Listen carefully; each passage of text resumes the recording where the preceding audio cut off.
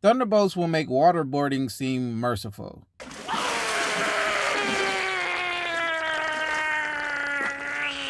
Yet, I still think Marvel's torture techniques can get worse. I'm looking at you, Doomsday. Let's get into it. The film revolves around our favorite Z-list characters. You have U.S. Agent from Falcon and the Winter Soldier that you probably didn't watch, and for some reason in this film, they only refer to him as Walker. Bucky from all the Captain America movies, Yelena aka Black Widow 2, and Red Guardian, who were introduced in the Black Widow movie, Ghost from the Ant-Man and the Wasp movie that you don't remember, Taskmaster, or rather Task Mistress, who is to be seen, not heard, and is also from Black Widow. And then we have Bob. Bob is special. So this motley crew of degenerates have to unwillingly come together to defeat Valentina de Fontaine, who from here on out I will refer to as Madam Hydra. Whack. Because she tried to set the group up to take out each other. This film is pointless. Madam Hydra has no goals to do anything. The team has no goals to do anything but to basically seek revenge for being set up. And along the way, they have to stop Bob, who becomes part of Madam Hydra's plans. Remember Bob? He's special. These characters do not grow throughout the film and don't even show that they have critical thinking skills, but the film will have to give them time and opportunity to display that, which it doesn't. Characters don't bounce well off each other. It's nothing but annoying bickering and rapid fire jokes. Had they cut some of these moments out of the film and let the drama and tension build naturally between these characters, it would have turned out way better. Nothing in this movie amounts to anything outside of adding more characters to an already bloated cast for the non-existent main MCU storyline. And these aren't even fan favorite characters from previous films. I'd rather watch squirrels crack nuts.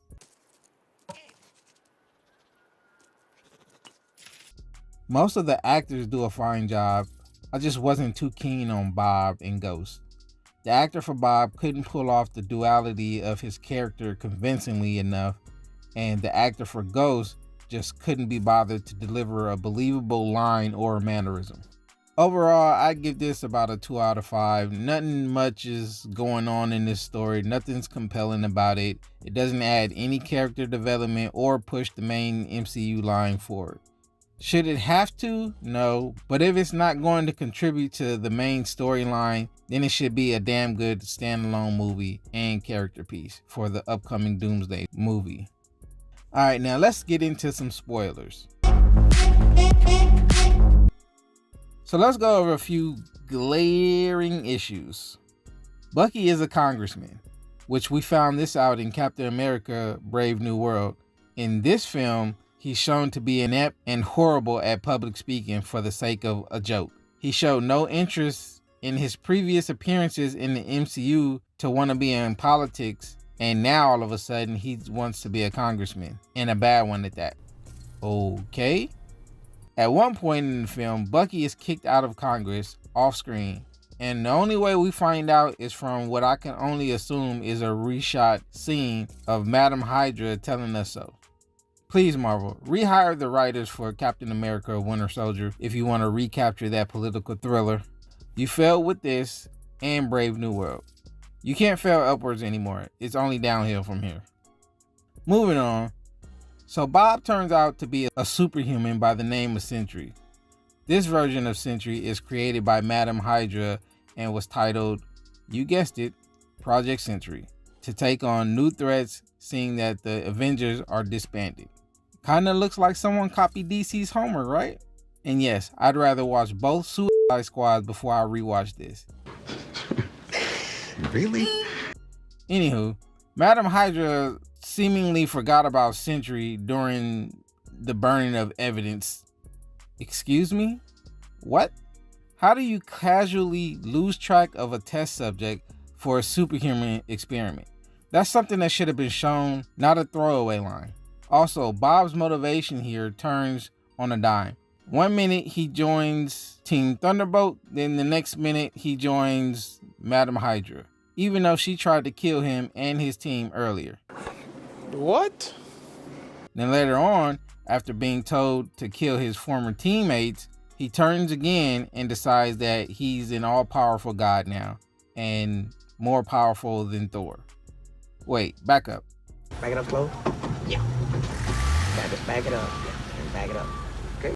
Bob didn't realize he was semi-durable until halfway through the movie. When he joins Madam Hydra, she starts training him, but at no point is he ever put to the test to see if he can even take on Thor or the Hulk for that matter. All they showed was this motherfucker boiling water. So how do you figure that you're a god? Mind you, the experiment was based off the super soldier serum. Yeah. U.S. Agent, or Walker in this movie, is treated with no respect. He's the butt of everybody's joke, even after everyone finds out why he's depressed. What? Everyone is still riding him for his decisions in the series you didn't watch, Falcon and the Winter Soldier, even though that was years ago. But everybody else on the team is treated with some dignity. And for some reason, his remade Captain America shield can withstand 50 cal bullets. Excuse me, former fan here. U.S. Agent built that shield with regular metal. There's no vibranium in his shield anymore. Nerd! I probably missed the throwaway line, but who cares? Obviously, the writers don't. Black Widow 2. Okay, this movie will ask you to suspend all logic and disbelief. It's a superhero film, so that's to be expected. But when you tell me that 5'0" Florence Pugh, who is shorter than Scarlett Johansson, can tie Bob to her waist and fight 5 guards, you have completely mind-fucked me, and I don't like it. And now that brings me to my biggest issue with this film. The Void. So the film established that when Bob, aka Sentry, aka the Void, touches people, he will show them what they are depressed about. Okay, cool. At no time did he ever transport anyone anywhere, not even when he had contact with Yelena nor Walker. So please tell me how in the climax of this film, after Sentry turns into Void and appears to be killing everyone by turning them into dust, how in the fuck did Yelena know that if Sentry dusted her ass, she would be transported to the Void? Not one person on her team knew Bob had powers in the beginning, what they were or how they worked, even though Walker tries to claim that he experienced it. No, fuck off film. Some of my other minor gripes are, the heroes have grade A aim when killing enemies, but then when they fight each other, like in the beginning of the film, they can't hit a thing, except for when Task Mistress dies.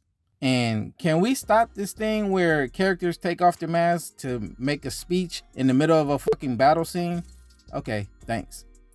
Now on to a new section I call Tweak That Shit. I can fix it. So this movie would have worked miles better if we removed the rapid jokes. Let Bob stay with the team after the breakout all the way up into the middle of the movie. That way, the relationship between the team is reinforced while Bob and the team are learning about his powers. And that way, when we make it to the end of the movie, the team knows that they won't be instantly deleted when Void dusts them. And this also helps with the team winning with friendship. Friendship. Ha! Gay! This portion of the movie is also where we should establish that he is on the level of Thor or Hulk by showing a feat that they achieved, therefore justifying his belief later in the film that he is a god and can't be controlled. Madam Hydra could have caught up with them a little later after they escaped the facility to capture Bob, then convince him to help her using the lure of unraveling his past while also casting doubt on the newly found bond with his teammates. We end with Madam Hydra's dirty deeds being brought to light, and now she can go fuck off in the raft with Broccoli Head until we can get competent writers. And no Fantastic Four tie-ins. Well, that's it for this review. Like, share, dislike if you dislike it, subscribe, and I'll see you on the next one.